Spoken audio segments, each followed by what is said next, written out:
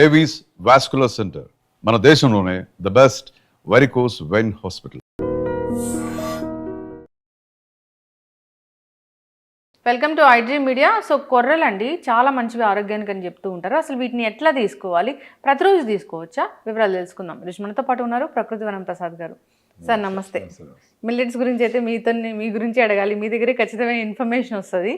So మీరు మిల్లెట్స్తోని జబ్బులు తగ్గించుకోవడం ఎట్లాగని చెప్తూ ఉంటారు. అంటే నేను రాగి జావ తాగాను, నా కడుపులో మంట తగ్గిపోయింది అని ఇట్లాగా ప్రతిదీ అలా చెప్తూ ఉంటారు. అయితే కొర్రలండి చాలామంది కొర్రలు తీసుకుంటే మంచిదని చెప్తూ ఉన్నారు. అసలు ఏంటి కొర్రలు, ఎవరు తీసుకోవాలి, ఎవరు తీసుకోకూడదు, ఏమైనా ఎక్కువ ఫైబర్ ఉండడం వల్ల ఏమైనా అనారోగ్య సమస్యలు వస్తాయా, ఓవరాల్గా ఏంటి, ఇది ఫుడ్లా తీసుకోవచ్చా పూర్తిగా? యాక్చువల్గా ఇప్పుడు రాయలసీమలో వర్షాధారితంగా 2-3 వర్షాలు పడితే కూడా పండే పంటలు కొర్రలు, సాములు, మిల్లెట్స్ అన్నీ కూడా ఎక్కువ ఇన్పుట్స్, ఎక్కువ ఎరువులు, ఎక్కువ వర్షము ఏం అవసరం లే. టెంపరేచర్లు పెరిగితే కూడా పండుతాయి, ఈజీగా పండిపోతాయి. ఆ సొప్పు అంతా ఆవులకి మంచి ఫుడ్, ఆ గ్రెయిన్ మనం తింటాము. కొర్రల్లో 8% ఫైబర్ ఉంటుంది, పీచు పదార్థం. రైస్లో 0.5, పాలిష్ చేసిన బియ్యంలో అయితే 0.3. సో పీచు పదార్థమే లేదు బియ్యంలో. సో 8% ఫైబర్ ఉండే ఫుడ్ని మీరు తింటే దాంట్లో 2 రకాలు ఉంటాయి. 50% అనుకోండి అప్రాక్సిమేట్గా. Soluble fibre, insoluble fibre. Soluble fibre అంటే మనం భోంచేసి బాగా నమిలి మింగేసినాక అదంతా లిక్విడ్లో కలిసిపోయినాక దాంట్లో కరిగిపోయి బ్లడ్లో కూడా ఎంటర్ అయ్యే ఫైబర్ సాల్యుబుల్ ఫైబర్ అంటాం. ఇన్సాల్యుబుల్ ఫైబర్ అంటే బ్లడ్లోకి ఎంటర్ కాలేదు కానీ పొట్ట మొత్తం సిస్టమ్ని దాంట్లో విల్లైస్ అని అంటారు. లోపల పొట్ట ఇట్లా ఉంటాయి విల్లైస్ అని. సో దాంట్లో ఫ్లో అవుతూ ఉంటుంది మనం తినే ఫుడ్, దాంట్లో అబ్జర్వ్ అవుతూ ఉంటుంది. ఆ విల్లైస్ అన్నింటినీ కూడా మనం చూపు తీసుకొని క్లీన్ చేసినట్టు క్లీన్ చేసుకుంటూ పోతుంది. ఫ్రీ మోషన్ అయ్యేదానికి ఛాన్స్ ఉంది. ఆ ఫుడ్ అతుకొని పోకుండా ఆ స్టూల్స్ మూమెంట్కి సపోర్ట్ చేయడం ఇవన్నీ. So soluble and insoluble fibre 2 ఉన్నాయి కాబట్టి మిల్లెట్స్కి ఆ గౌరవం. సో చాలామందికి ఎందుకు ప్రాబ్లం వచ్చింది ఇప్పుడు కాన్స్టిపేషన్, రకరకాల ఇష్యూలు అంటే ఫైబర్ లేని మిల్క్ ప్రోడక్ట్స్ మొదలుకొని బ్రెడ్లు, పిజ్జాలు, మైదా ఇట్లాంటివన్నీ చాలా చీజులు, గీజులు ఇవన్నీ ప్రోడక్ట్స్ తింటూ ఉంటారు కాబట్టి ఫైబర్ లేని ఫుడ్ తింటా ఉంటారు. సో ఫైబర్ లేని ఫుడ్ తినేదానివల్లే కలోన్ క్యాన్సర్ కేసెస్ అమెరికాలో ఎక్కువైనాయని ఇదని వాళ్ళు ఫైబరు చాలా ఇంపార్టెంట్ ఫుడ్లో అని ఫైబర్ ఉండే ఫుడ్లు వాళ్ళు తినే అలవాటు లేక ఉండదు కదా వాళ్ళకి. మనలాగా ఫ్రెష్గా జొన్న రొట్టి చేసి పెట్టేవాళ్ళు, మళ్ళీ రాగి ముద్ద చేసేవాళ్ళు లేరు అక్కడ. సో వాళ్ళకి ఇంకేదో ఇప్పుడు వాళ్ళకి బ్రెడ్లు గిడ్లు ఏవో తినేసి ఇంకా దానికోసమని ఫైబర్ ట్యాబ్లెట్ వేసుకోండి అని ఫైబర్ ట్యాబ్లెట్లు వచ్చినాయి అక్కడ. అరే అట్లా ట్యాబ్లెట్ వేస్తే సపరేట్గా ఏం చేస్తుంది, అది ఫుడ్తో పాటు కలిసి ఉండాలి. అప్పుడు అది ఆ బ్యూటిఫుల్గా అవన్నీ క్లీనప్ మెకానిజము, అబ్జార్ప్షను రకరకాలన్నీ చేస్తాయి. సో దానికి మనకు హై ఫైబర్ ఉండే చిక్కుళ్ళు మొదలుకొని, పప్పు ధాన్యాలు మొదలుకొని, ఈ మిల్లెట్స్, గ్రెయిన్స్, లెంటిల్స్, ఇవన్నీ ఆకుకూరలు, కూరగాయలు, మామిడి, అన్ని రకాల బయోడైవర్సిఫైడ్ ఫుడ్ నేచర్ మనకి ఇన్ని రకాలుగా ఇచ్చింది. ఎందుకు, ఇంకా ప్రాసెసింగ్ తక్కువ కాబట్టి. అక్కడ వాళ్ళకి మంచు పడిపోతుంది 6 నెలలు. సో వాళ్ళు ఏం పండిస్తాడో పండించి అన్ని ఫ్రీజ్ చేసి లోపల వేసేసేయాలి. సో దాన్ని ఏదో చేసి ఒక శవాన్ని రెడీ చేసుకొని ఎండలో పెట్టేట్టు దాన్ని వేసి ఏదో చేసి వేడి కానీ వెరీ హాట్ను అంటారు. అది హాట్ 6 నెలల మొదట చచ్చిపోయింది అని చేస్తూ ఉంటారు. మనం ఏదైనా any food for that matter ఒక చెట్టు నుంచి బయట వస్తానే అది డీకంపోజిషన్ స్టార్ట్ అవుతుంది. దానికి చేంజెస్ అయిపోతే అన్నీ అవుతాయి.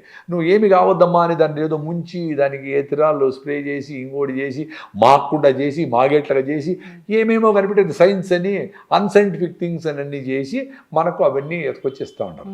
ఈ ప్రాసెస్లో మనకి లక్కీలీ మనకు ఇంకా అంత ప్రాసెసింగ్ లేదు కాబట్టి మనం ఎన్ని యాక్సెస్లో ఉండం. సీతాఫలంకాయలు, ఉసిరికాయలు ఇవి అన్నీ తింటా ఉన్నాం. ఇంకా కూడా మనము ఇంకా ఒక రకంగా పక్కన కుళ్ళిపోయింటే కూడా అటు కోసి ఆడ భరిస్తూ తింటాము.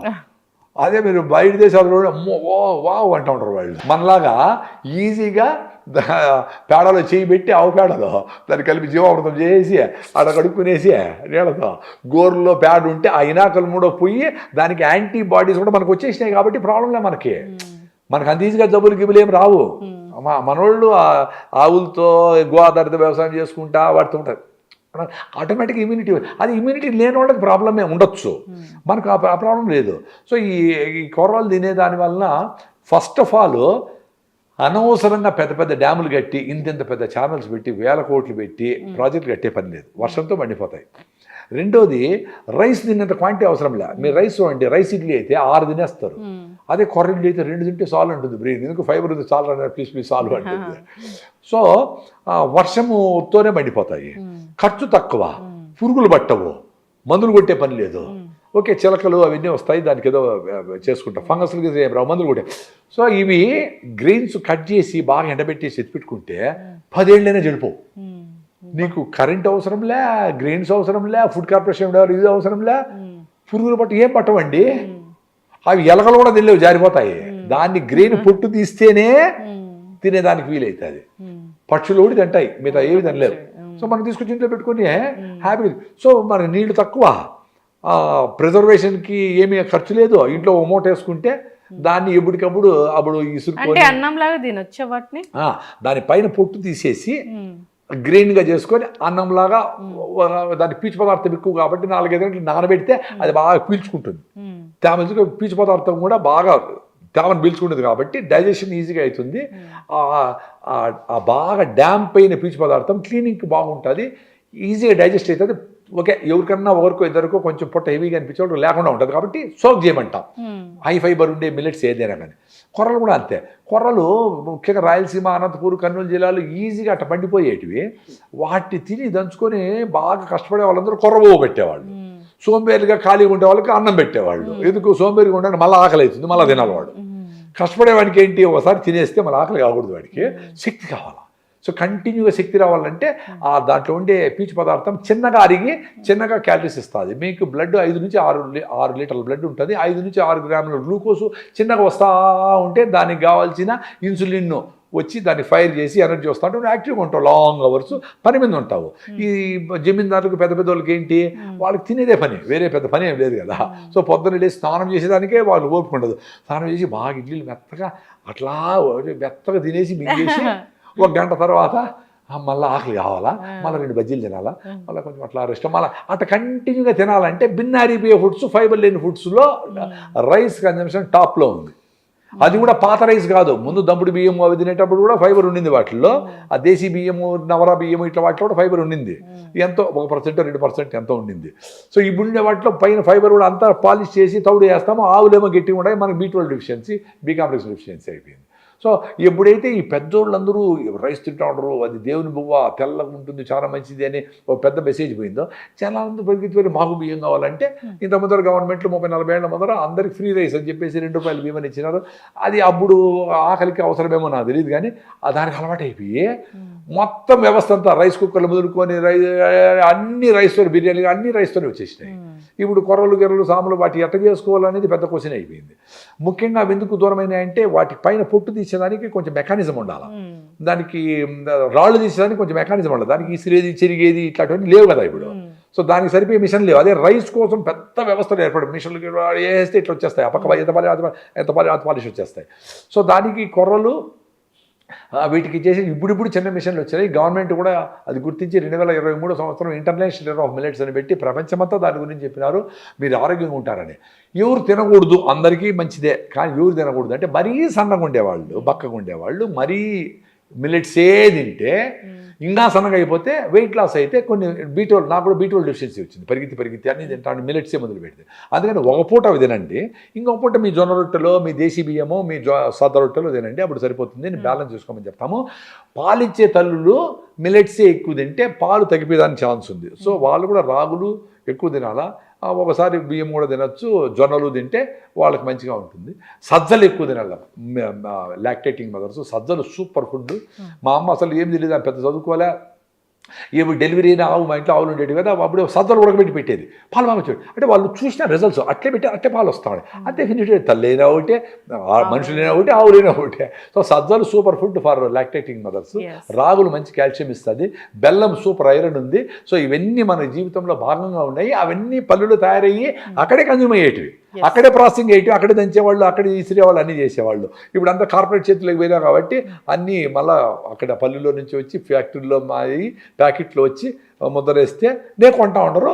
పెద్దోళ్ళందరూ కొంటా ఉండరు, చిన్నోళ్ళందరూ బియ్యంలోనే ఉండరు. ఇంకా అవును, కరెక్టే సార్. ఇప్పుడు మిల్లెట్స్ కాస్ట్ కూడా చాలా పెరిగిపోయినాయి. అసలు వాటిని కూడా ఆర్గానిక్ అంటున్నారు ఏంటి? అసలు బేసికల్గా అది ఆర్గానికేగా? By default ఆర్గానికే. ఎందుకంటే వాటికి యూరియల్ DAP వేసేంత మాత్రం ఎక్కువే మండవు. అవి పండేది 5 క్వింటాలు 6 క్వింటాలే. దాన్ని ఓకే ఆర్గానిక్ అనేస్తే అది ఒక పెద్ద బ్రాండ్ లాగా జనాలు కొంటారని. మీకు యూరియాలు DAPలు స్ప్రేలు చేసే అవసరమే ఉండదు మిల్లెట్స్కి.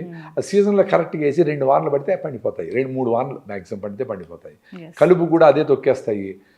అద్భుతమైంది మిల్లెట్స్ పెద్ద అనేవి. పెద్ద డాక్టర్లు కూడా ఇప్పుడు కార్డియాలజిస్ట్ డాక్టర్ భరత్ అని అపోలోలు ఉన్నారు, ఆయన మిల్లెట్ మార్వెల్స్ అని ఒకటి పెట్టారు. అవును, మిల్లెట్స్ గురించి తెగ ప్రచారం చేస్తూ ఉంటారు. జనరల్ గా డాక్టర్లు ఏం నమ్మరు అది ఇది అంటారు, కానీ వాళ్ళు చాలా మంది మిల్లెట్స్ తినాలి. అవును. మీరు చాలా మంది డాక్టర్స్ ఇంటర్వ్యూ చేసినప్పుడు చాలా మంది మిల్లెట్స్ మీద మాట్లాడారు కదా. అవును, ఎస్.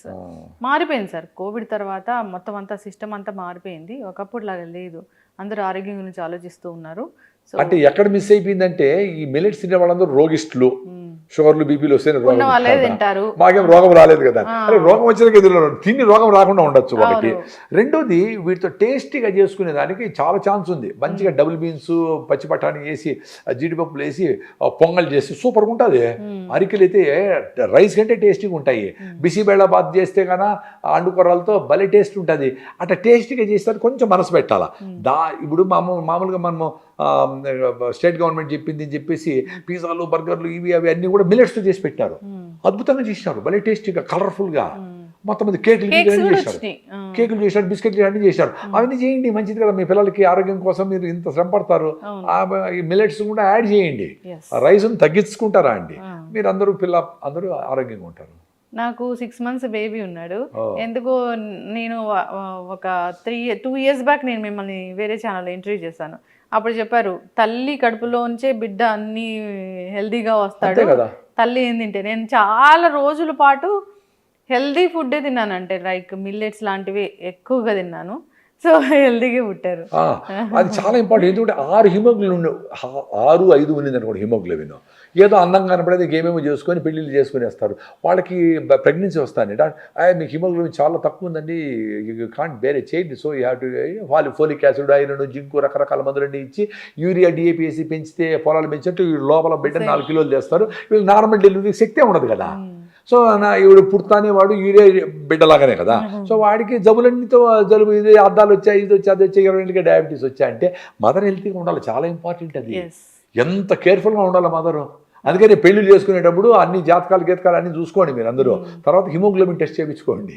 6-7 ఉందనుకో 6 నెలలు వెయిట్ చేసి ఇప్పుడు మన ఫుడ్లు అన్ని తిని, నువ్వు లడ్డు, పల్లి లడ్డు, కొబ్బరి లడ్డు, రాగి జావులు, సజ్జలు, గిజ్జలు అన్నీ తిని మార్నింగ్ వాకింగ్ చేసి, యోగా చేసి, ప్రాణాయామం చేసి, నువ్వులు పూసుకొని, ఎండలో ఉండి విటమిన్ D3 బాగా పెంచుకొని, ఎముకలు గట్టిగా చేసుకొని, గట్టు మైక్రోవేవ్ బాగా చేసుకొని, ఫర్మెంటెడ్ ఫుడ్స్ తిని, అమ్మలు తాగి అన్నీ తాగి మళ్ళీ పెళ్లి చేసుకొని హ్యాపీగా ఉండండి, ఆరోగ్యంగా ఉండండి. ఆరోగ్యంగా ఉంటేనే హ్యాపీగా ఉంటారు. హ్యాపీగా ఉండేదానికి డబ్బులు గిబ్బులు ఏం పని చేయవు. ఆరోగ్యం బాగా థైరాయిడ్ ప్రాబ్లం, షుగర్, బీపీలు ఉంటే ఆరోగ్యం ఎట్లుంటారు, ఆనందంగా ఎట్లుంటారు. అది చాలా సిన్సియర్గా ఆలోచించాలి ప్రతి ఒక్కరు. ఎస్, ఖచ్చితంగా సార్, చాలా చక్కగా చెప్పారు. సో మంచి మాటలు పాటించాలని కోరుకుందాం, ఆరోగ్యంగా ఉంటారు. అదే 2 థింగ్స్ అండి, 3. ఒకటి వచ్చి తెలివైన వాళ్ళు వినడము, అర్థం చేసుకోవడం, ఆచరించడం ఇన్స్టెంట్గా చేస్తారు. ఇప్పుడు మనం ఏదో మాట్లాడుకున్నాం, అరే ఎప్పుడు చూద్దాము అనుకునేవాడు చాలా ఇంటెలిజెంట్. యావరేజ్గా ఉండేవాడు వింటాడు, అర్థం చేసుకుంటాడు, ఆచరించే దాంట్లో చాలా స్లో. ఎక్కువ మంది అక్కడ ఉండిపోయినారు. అతి తెలివి వాళ్ళు ఉంటారు కొంతమంది, ఇన్ని రకాల మందులు వేసుకుంటే పోతుంది, రాయిదావుతో పోతుంది అనుకుంటారు. నమస్కారం వాళ్ళకి. ఫుడ్డేగా తినమనింది. ఎస్, ఖచ్చితమైన ఇన్ఫర్మేషన్ సార్, ధన్యవాదాలు.